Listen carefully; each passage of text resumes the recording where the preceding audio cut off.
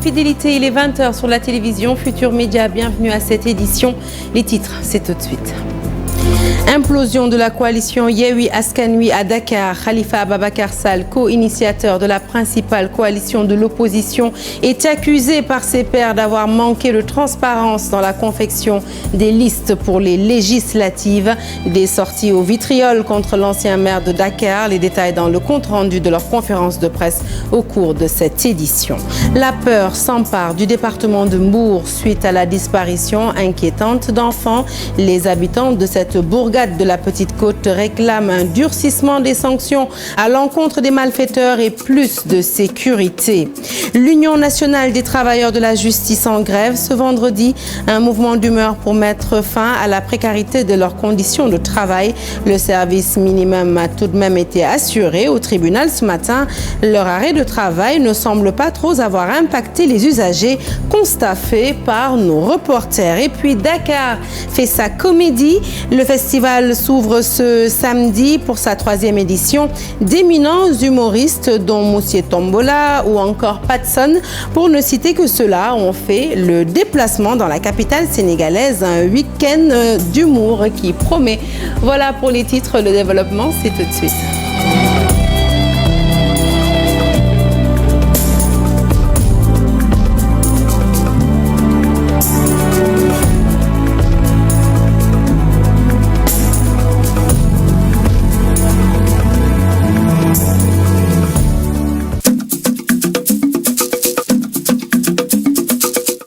Bonsoir à toutes et à tous. Un journal que nous ouvrons tout de suite avec Khalifa Ababacar Sall, le président de la conférence des leaders, accusé de trahison et d'abus de confiance par des leaders et membres de Yewwi Askan Wi.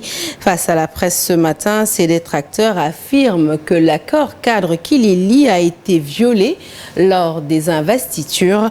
Pire, ils disent avoir beaucoup de peine à accéder aux listes officielles de ces investitures au sein de la coalition. Alassane Ba et Amadou Ba étaient présents à leur conférence de presse compte rendu. Il n'est nullement question de frustration, mais d'attirer l'attention des leaders de la coalition Yewwi Askan Wi. Les investitures ont soulevé des inquiétudes et la charte qui fonde la coalition a été violée. Et Khalifa Sall est le principal responsable, selon ses leaders. Nous nous sommes réveillés un bon jour, nous avons vu que le principe même fondamental de qualité, le principe même de dire que la prochaine législature sera une législature de qualité a été biaisé, elle a été trahi. En quoi faisant? C'est en disant « sama dom mo gën sen dom, sama parti mo gën sen parti, yéen du ngeen dara ñun ñoy lépp ». L'autre principe qui a été bafoué, c'est le fait de dire que les députés, les maires, yi nga xamné am nañu pouvoir ba paré dañ leen di maintenir. Au niveau des élections locales, ces principes-là ont été en réalité respectés. Au niveau des élections législatives, ces principes n'ont pas été respectés. Pire, jusque-là, ces leaders qui se disent membres fondateurs de cette coalition peinent à recevoir des informations sur les listes. Vous l'avez vu à Dakar, ce qui s'est passé? Vous l'avez vu dans les départements? Nous ne disposons toujours pas de liste. Nous ne savons toujours pas comment les listes ont été confectionnées au niveau national. On sait tout simplement, on observe, on constate que la charte a été bafouée. Quand on dit force reste à la loi, au sein de notre coalition, nous devons aussi dire que force doit rester à la charte. Il y a une incompréhension et je pense que les leaders qui sont ici et qui sont membres de la conférence des leaders ont à multiples reprises demandé à ce qu'il y ait une réunion, à ce que les gens expliquent. Et de cette manière, nous disons que nous ne comprenons pas. Et de cette manière, nous disons que le mépris dont les membres de Yewwi sont victimes, nous ne le comprenons pas, nous ne l'acceptons pas et nous le dénonçons. La conséquence des investitures nous amène à nous poser énormément de questions sur la manière avec laquelle non seulement ces investitures se sont passées, mais surtout nous a suscité des inquiétudes et des inquiétudes fondées sur notre aptitude à demain reproduire les aspirations des Sénégalais au sommet de l'État. FSDBJ 7 PNG AJ Jotna Pare Sukhali Sénégal Bostuniak FPRS entre autres ne cachent pas leur déception. Ces partis comptent rester dans Yewwi, mener le combat au sein de la coalition pour plus de considération et le respect de leur accord cadre. Amnesty International et la Ligue sénégalaise des droits de l'homme viennent d'obtenir gain de cause auprès de la Cour de la justice de la CEDEAO. Ces deux organisations requéraient l'abrogation de l'arrêté Ousmane Ngom, un arrêté qui interdit toute manifestation à caractère politique au niveau du centre-ville de Dakar. La Cour de la justice de la CEDEAO vient d'accéder à leur requête en ordonnant plutôt l'abrogation de cet arrêté. Le point, c'est avec Fatou Bintou Conté et Jafar Abba. Saisi d'un recours déposé par la Ligue sénégalaise des droits de l'homme et la section sénégalaise de Amnesty International contre l'arrêté Ousmane Ngom du nom de l'ancien ministre de l'Intérieur. La juridiction internationale de la CEDEAO a tranché en faveur de ces deux organisations de défense des droits de l'homme. Nous avons saisi la CEDEAO et la CEDEAO, sans surprise d'ailleurs, parce que tous ceux qui sont aujourd'hui imbus de justice, de liberté et d'équité, vous disiez que cet arrêté ne peut pas être défendu devant une cour internationale. La CEDEAO a condamné l'État du Sénégal, a dit de façon claire que cet arrêté viole la liberté de réunion des citoyens sénégalais et a demandé à l'État de prendre des mesures allant vers cette abrogation dans un délai de 3 mois. Ces deux organisations qui faisaient face à la presse appellent l'État du Sénégal à la raison. Nous appelons l'État à faire en sorte que l'image du Sénégal largement écornée ne la soit pas davantage de par une sorte de recrue ou de reflux dans une sorte de souveraineté qui aujourd'hui relève du chimère. La souveraineté n'existe plus. Nous vivons dans un monde harmonisé, basé sur des traités et le droit international est aujourd'hui un droit fondé sur des traités qui s'imposent à tous les États. Une décision qui renforce en son sein des conséquences pour l'État du Sénégal en cas de non-application rendue par la Cour. Nous ne saisirons pas ni la conférence des chefs d'État, ni le président de la commission de la CEDEAO, mais nous saisirons de nouveau la Cour par une action en manquement, une action en carence. Et nous demanderons que la Cour qui a été défiée puisse elle-même régler son problème. Que cette Cour condamne de nouveau le Sénégal, non plus pour abroger cet arrêté, mais pour ne pas avoir exécuté une décision que cette même Cour a rendue.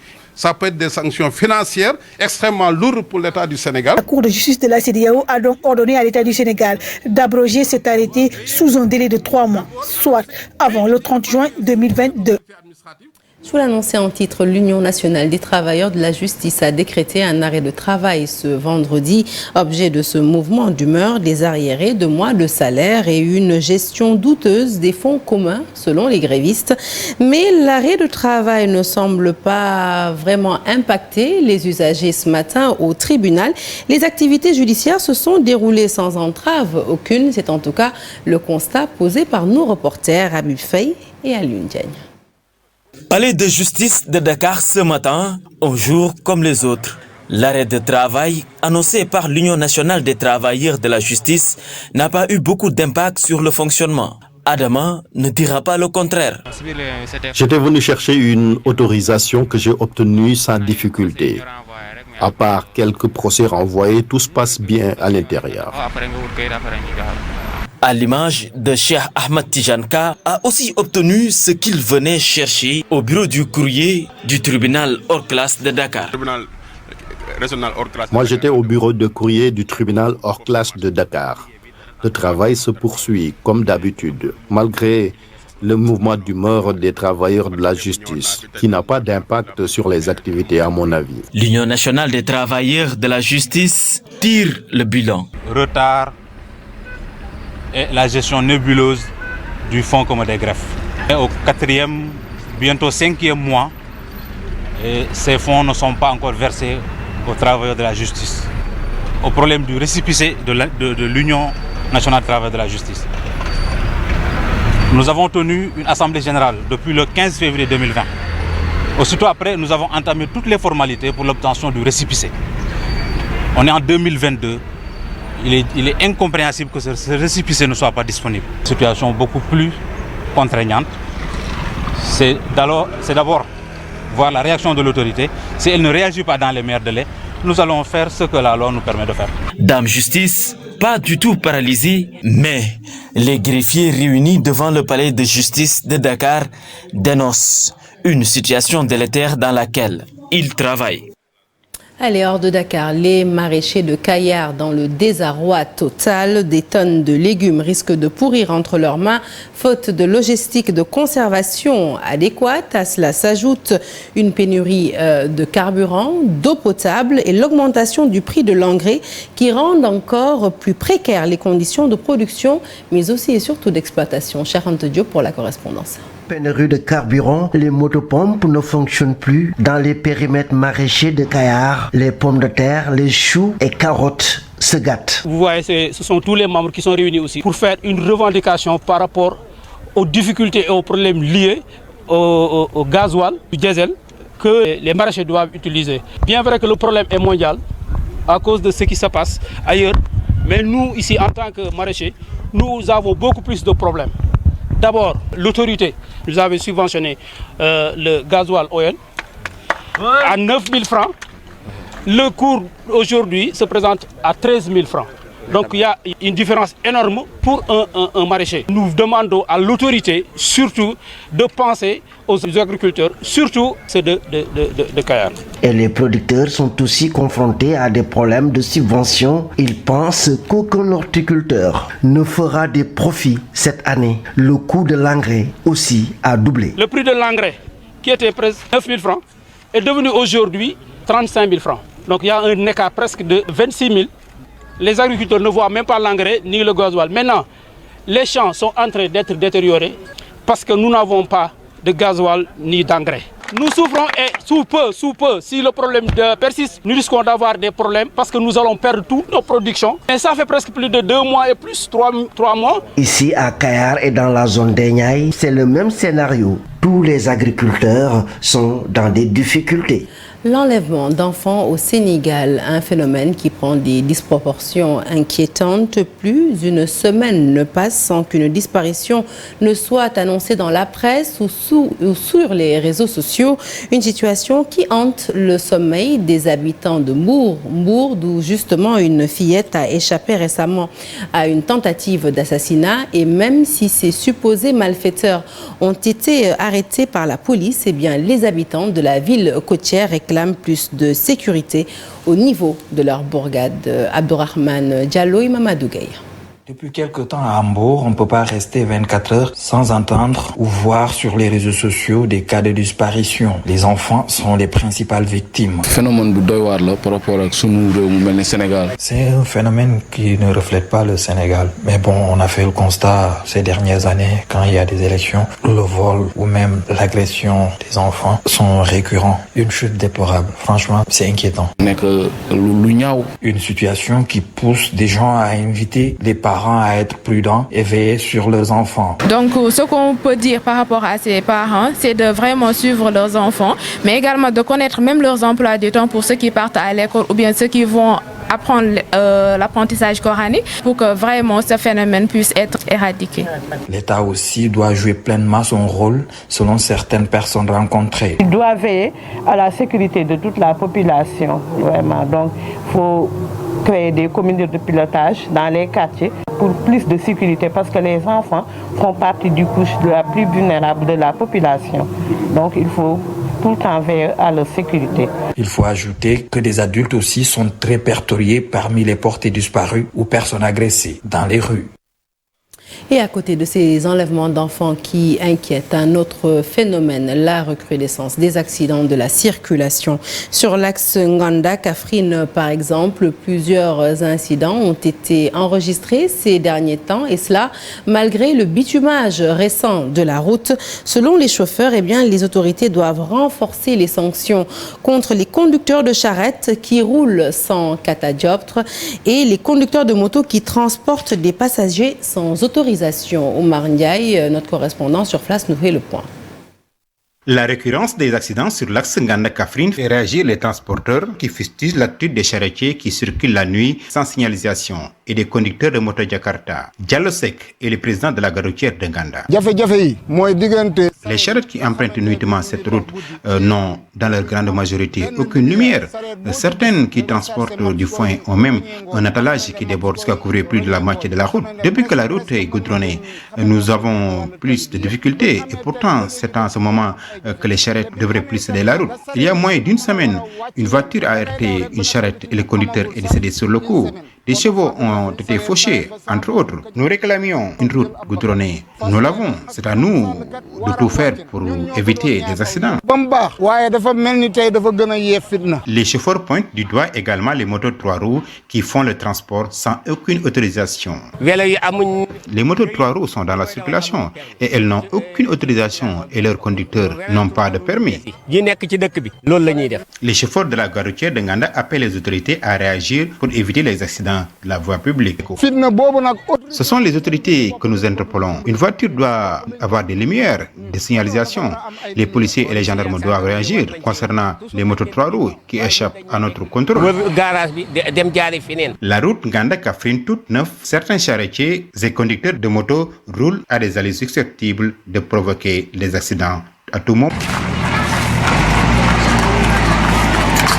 À la veille d'un hivernage annoncé précoce et pluvieux, Diourbel discute de la gestion des inondations, des solutions transitoires appliquées pour mieux soulager les populations en attendant l'exécution d'un programme dévolu à la gestion des inondations, un programme de 23 milliards de francs CFA.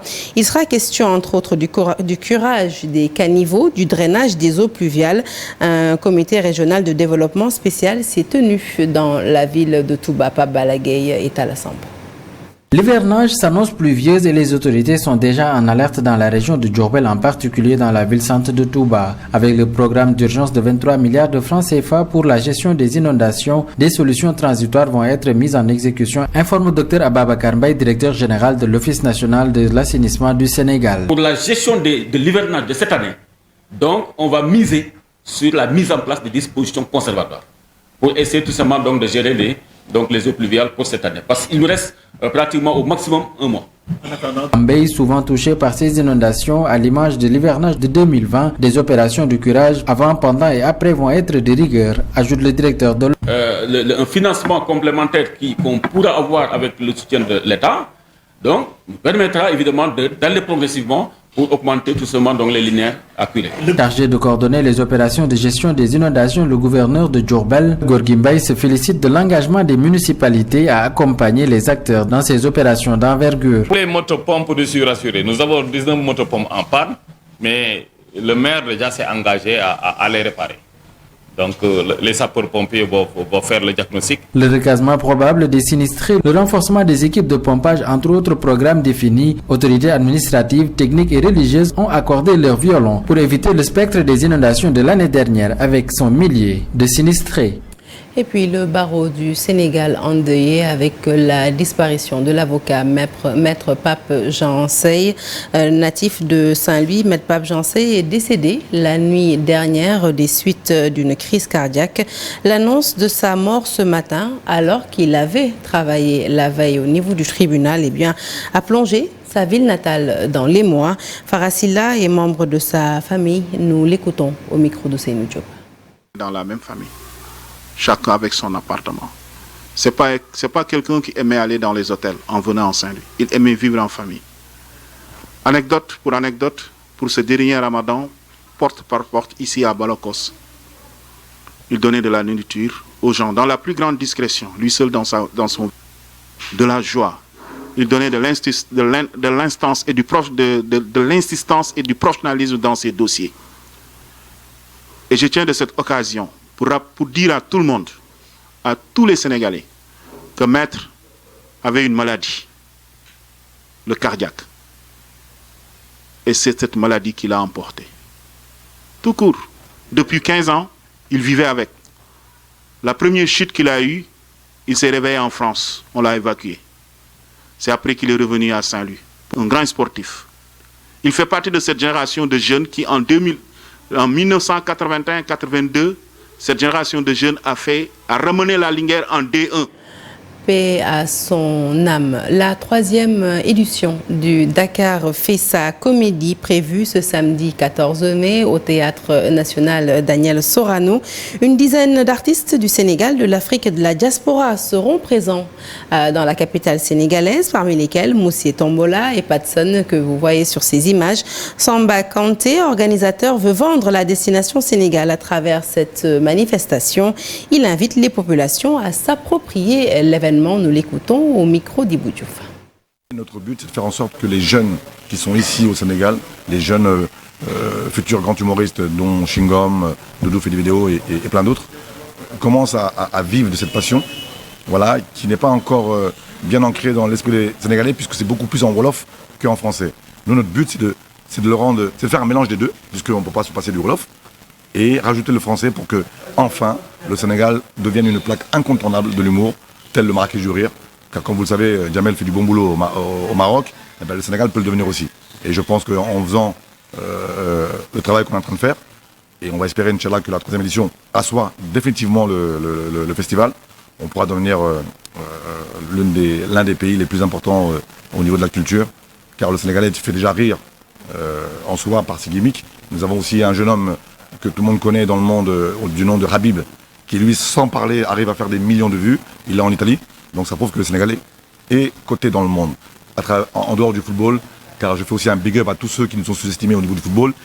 Voilà. C'est nous les Sénégalais. Champion d'Afrique, hein. Champion d'Afrique. Voilà, et puis Coupe du Monde du Mourinho, hein, Daniel Gallet bientôt, Inch'Allah. Voilà, donc c'est votre fête, c'est pas que la nôtre. Nous, on vient ici apporter notre plus-value, et on veut que le Sénégal soit au rendez-vous de ce festival, Inch'Allah, samedi 14 mai au Grand Théâtre, Dinabar, Inch'Allah. Bandirabe Halpular, garé le 14 mai, Django. Samedi.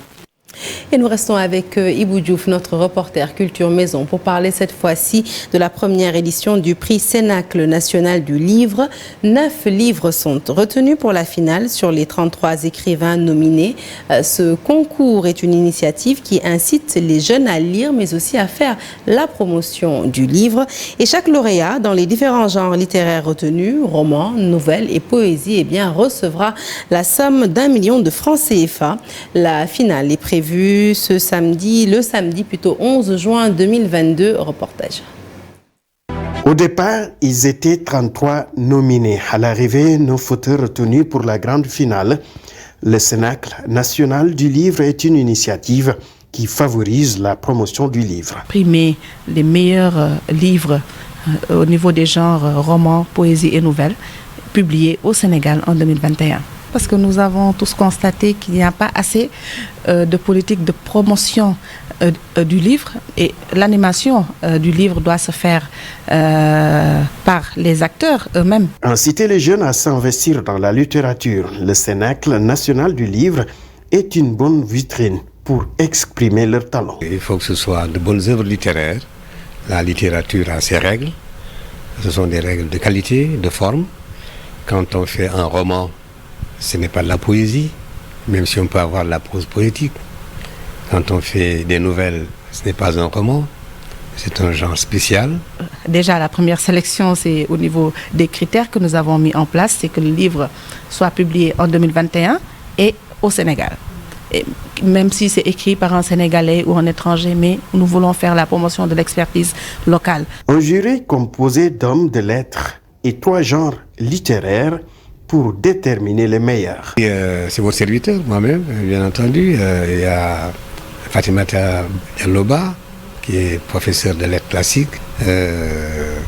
Nous avons Papa Lunsar, qui est journaliste. Nous avons Diallo Falémé, qui est un romancier, un dramaturge, un poète. Et nous avons Mamadou Diambaï, qui est un administrateur civil, mais qui est un écrivain aussi. Chaque lauréat recevra la somme 2 millions de francs CFA. Cette première édition va définir les meilleurs livres des genres romans, poésie et nouvelles édités au Sénégal en 2021. L'objectif du Cénacle national du livre est de mettre en relief l'expertise locale de qualité dans le domaine de la littérature. L'actualité sportive à présent avec ces 5 mesures pour éradiquer les violences dans le football sénégalais. La Ligue professionnelle veut instaurer des sanctions lourdes après les incidents notés dernièrement à Louga. Désormais, les pratiques occultes seront sanctionnées par un carton jaune ou rouge. Les présidents de l'AS Pikine et Salou qui ont été interviewés pour l'occasion demandent des professionnels de l'arbitrage. Le reportage est signé Pape Faraning et Pape Sangoné Mbaye. Des jets de pierre, agressions mélangées avec des grenades lacrymogènes sont souvent monnaie courante dans nos stades. Des scènes de violence qui écornent l'image du football local, une situation qui oblige la Ligue de football à prendre 5 mesures dissuasives. Depuis un certain temps, on a remarqué quand même qu'il y a aussi un laisser-aller au niveau de l'organisation de nos matchs.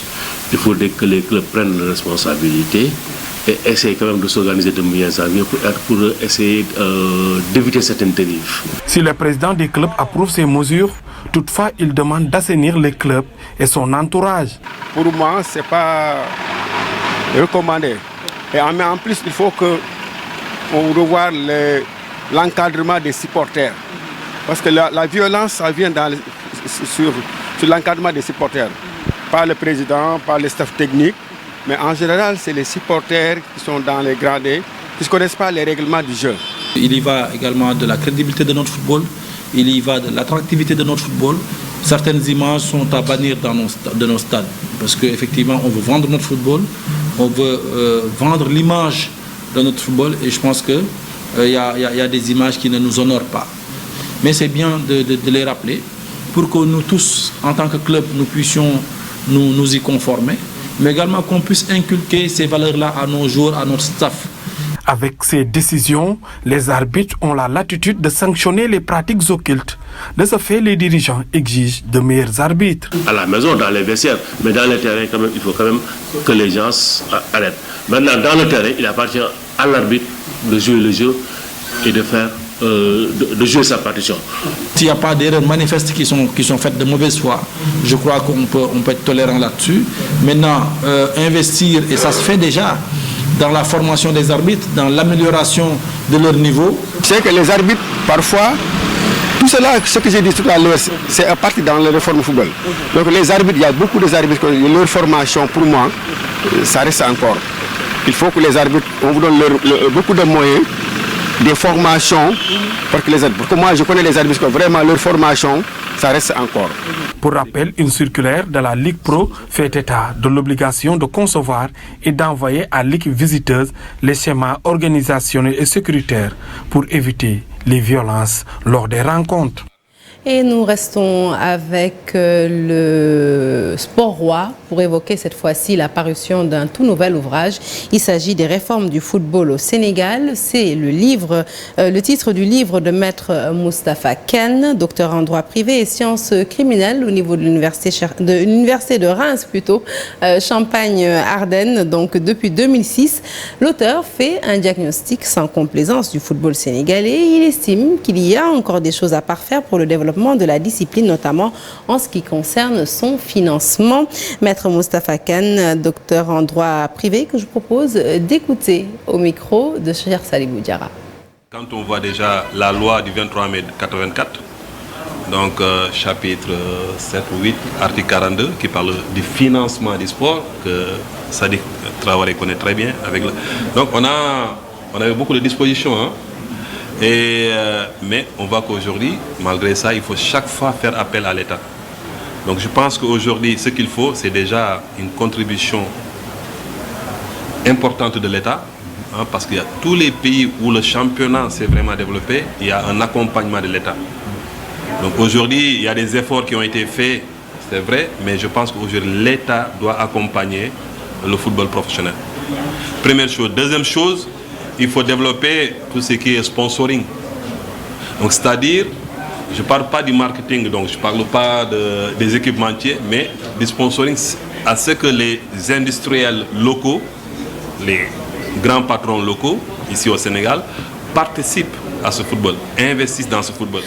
Fin Fin de ce journal que je suis ravie de vous avoir présenté. L'actualité se poursuit sur toutes nos plateformes digitales. Tout de suite après moi, retrouvez la grande Binta Diallo pour Soir d'Info. Elle reçoit tout de suite Maurice Soudjek-John, professeur agrégé de sciences politiques à l'université Gaston Berger de Saint-Louis. Excellente suite des programmes sur la télévision Futur Média. Excellente soirée.